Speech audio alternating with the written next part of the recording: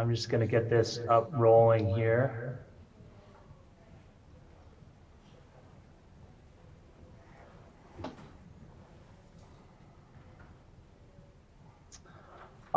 This past season, as I was preparing last fall, as I was preparing for a sabbatical research project through the Central Oregon Avalanche Center, I learned that Paul Diegel was working on the same project, and we began to collaborate on this project, and we want to share that with you here today. So I'm going to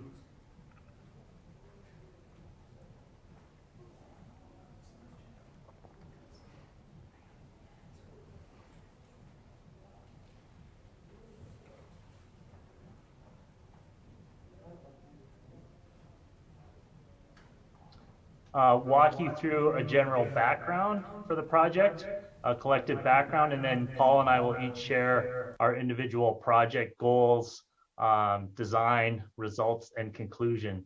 And the ultimate topic that the takeaway point that we want to make is feedback.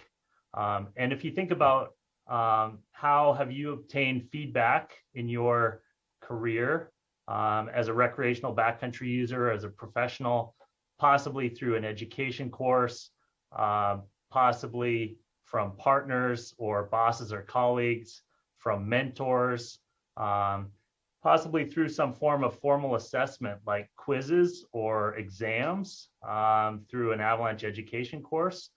And hopefully you've obtained some feedback that's caused behavioral changes before you make mistakes, like the mistake I made in January 2010.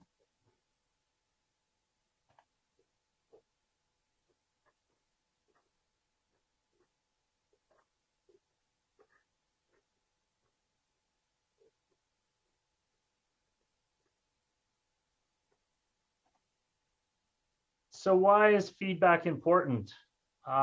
Feedback is important.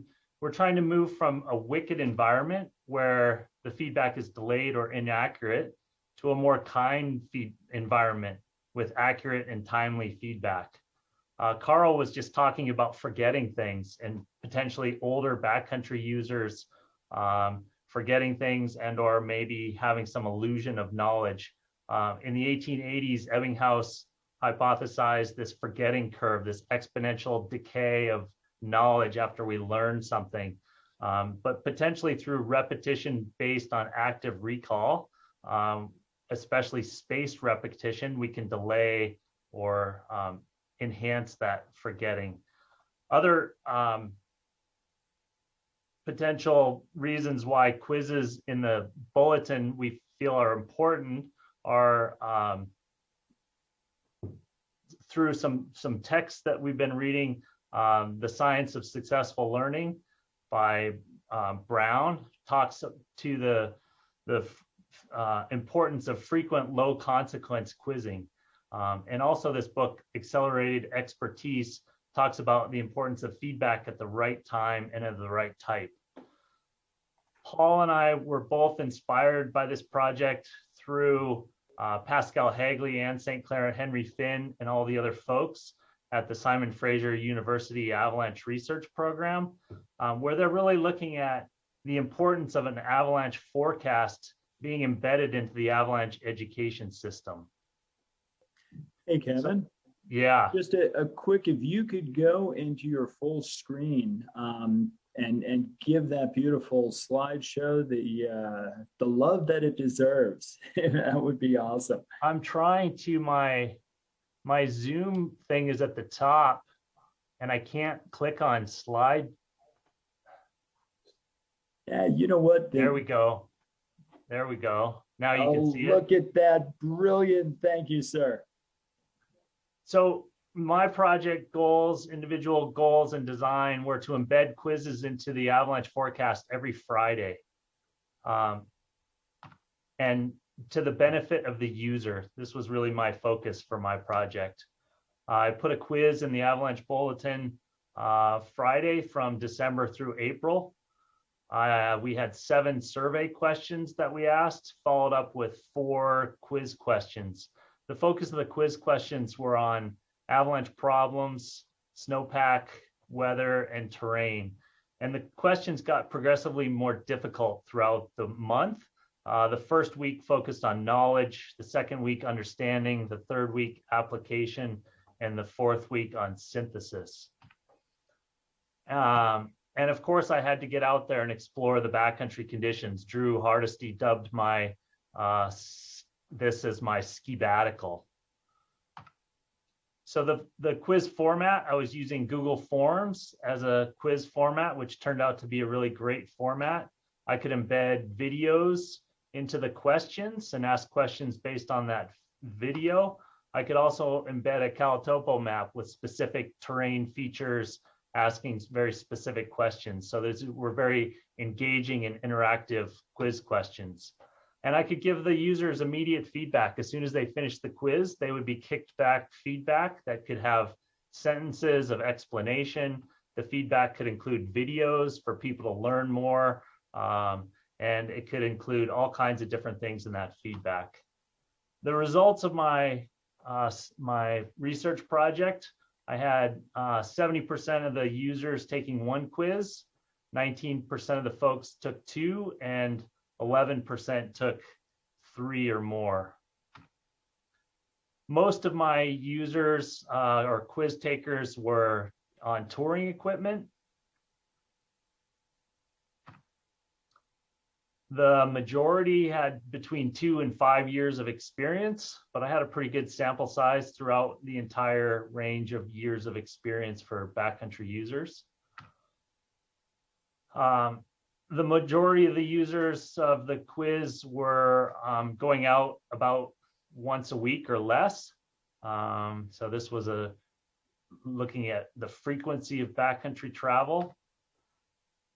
61% of the quiz takers had a Rec 1 formal Avalanche education level.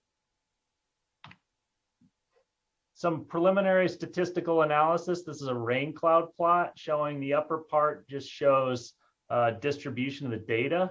The lower part, the box plot, 50% of the data is within the box, and the dark line is the median. So this shows as you increase your frequency of travel, the median went up for folks answering quizzes more correctly. This is looking at a few of the different pieces of information. The level of education, there wasn't any difference in the median for folks with no Avalanche education versus Rec 1. Rec 2 folks increased to 63%.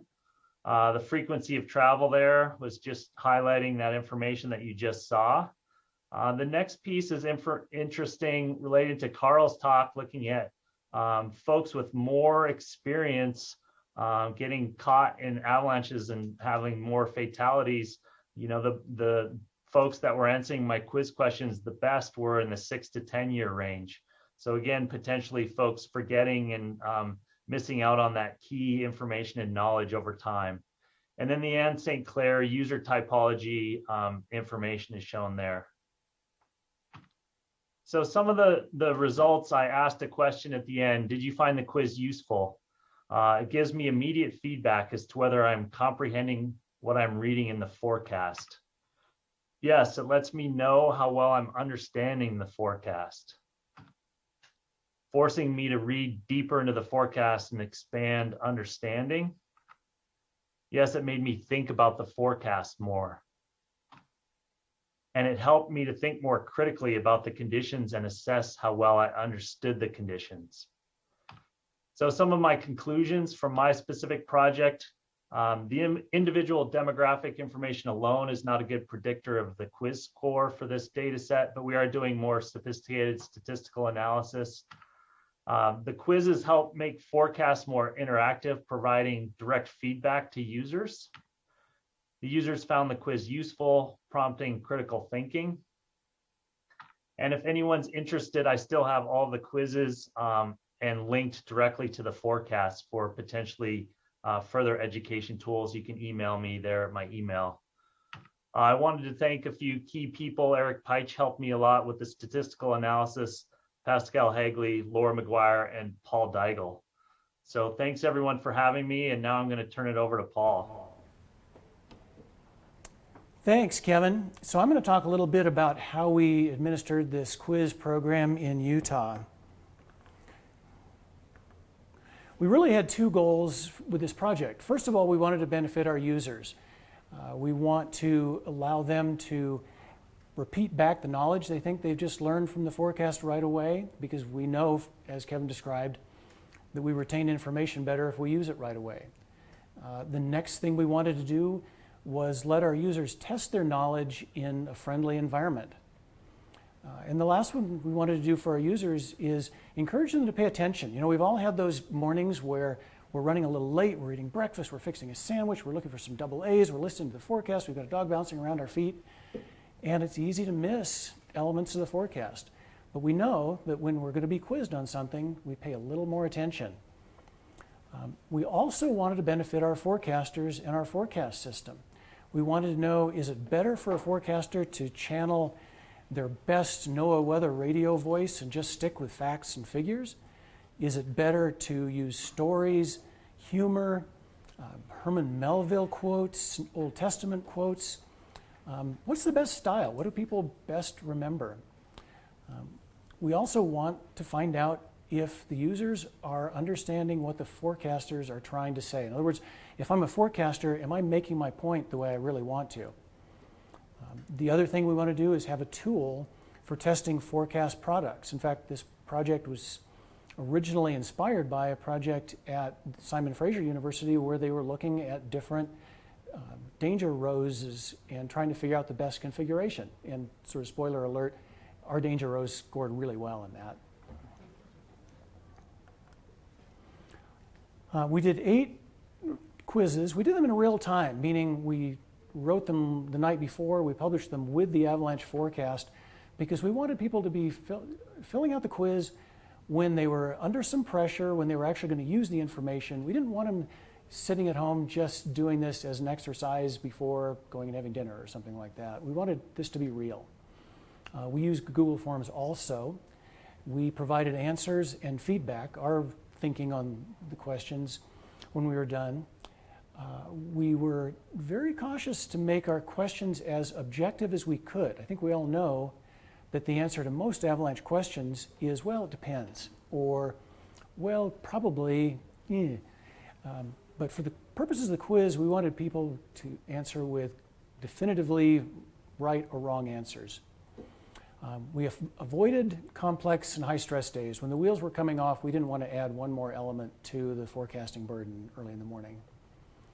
We had 3 different types of questions. We gathered some user demographics. We, excuse me, we included questions getting at, did you remember specific things like the avalanche danger for the day and the avalanche problems for the day? And then we got at how users actually use our forecasts. What products do they like and not like so much? So here you can see some of our demographics. This is very similar to Kevin's results. We probably would have gotten more motorized users, except we only did 1 or 2 quizzes in outlying areas this last year. Lots of relatively new users, no surprise. So here's an example of something we learned. You can take a look at this question, but bottom line is we wanted people to remember the danger level based on the danger rows at different elevations and aspects. You'll see here that most of the people got the danger level correct, enough that we feel like we're getting our message across, but there were enough that missed the danger level to make me think we've got room for improvement, and users have room for improvement. An interesting thing that came out of this, I'm not quite sure what to make of this, is that for those that got the danger level wrong, on upper elevation northeast slopes, they overestimated the danger. On mid-elevation west and northwest slopes, they underestimated the danger. So are we conditioned to think that northeast slopes are always more dangerous? I don't know. I'm not sure if that's a big deal or not, but it's curious. So this one really bothered me. About 40% of the people got the avalanche problems in play that day right. And I really like the avalanche problems. I think that's the most valuable part of the forecast for me, and it bothered me that people didn't get these right. One of the things we noticed right away is that on several forecasts we listed cornices as an indicator of a problem. In other words, we mentioned that cornices were an indicator of wind or new snow, but they weren't necessarily an avalanche problem, and that seemed to confuse people a little bit. So if you accepted cornices as a correct answer, that number jumped to 60% correct. 60% correct still isn't that good, so I think we've got some work to do on how we teach about avalanche problems and how we communicate those. So early on, I decided to violate one of my fundamental rules and include a bonus question that required some subjective thoughts, some avalanche knowledge, and some interpretation. So if you look at this picture, this was taken on a late afternoon on a cold day in January right after a storm. What I wanted people to pick up on was that this is a south-facing slope. You can tell that from the shadows. You can see where the wind has been sculpting the snow, meaning it's picking it up and it's stripping off the snow. And where the snow is being stripped off, that means it's being deposited somewhere else. And the somewhere else in this case was on the other side of this ridgeline. And I wanted people to recognize that where the snow was piling up was more dangerous. In a wild coincidence, I took this picture late in the afternoon. Early the next morning, somebody else followed my tracks up here, continued onto the top, dropped in the back side, and triggered a slide. So I got really good feedback that day.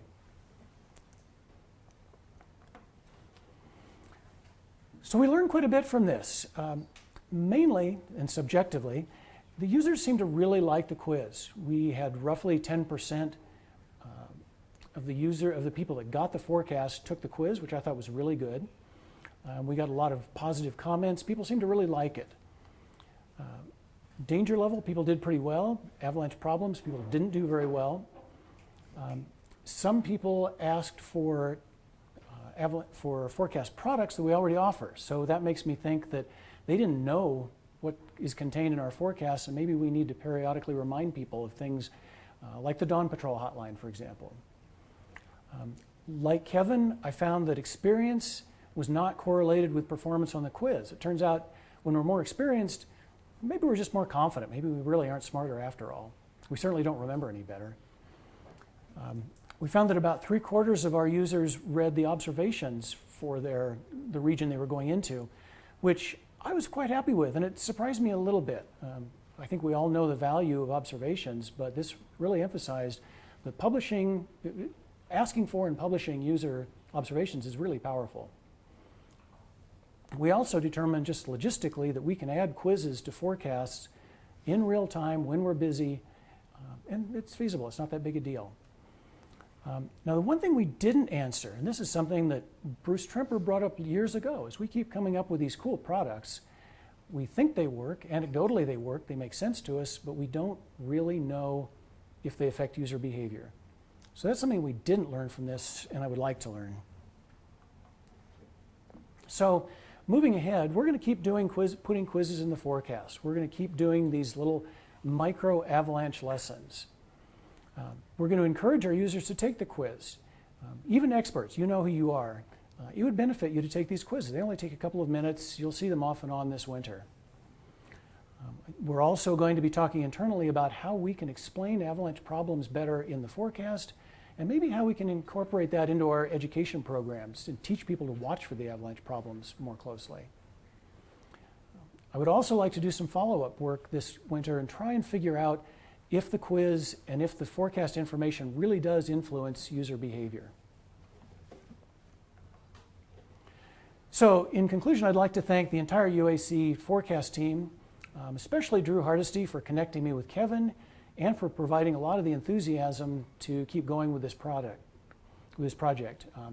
Thanks to Kevin. It was a lot of fun to have somebody to work with, even though we're 800 miles apart. And with that, I would like to take some questions.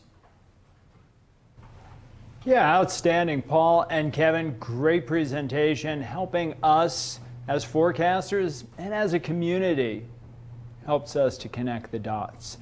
That said, do you think, Paul, if you were to change something within the format or the style of the questions in the quiz, would there be anything that you would maybe reevaluate or retweak, or how would you change that?